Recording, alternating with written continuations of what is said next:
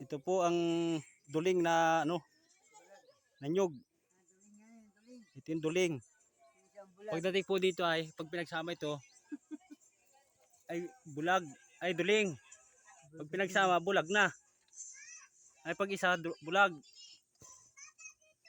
Pag pinagsama, duling.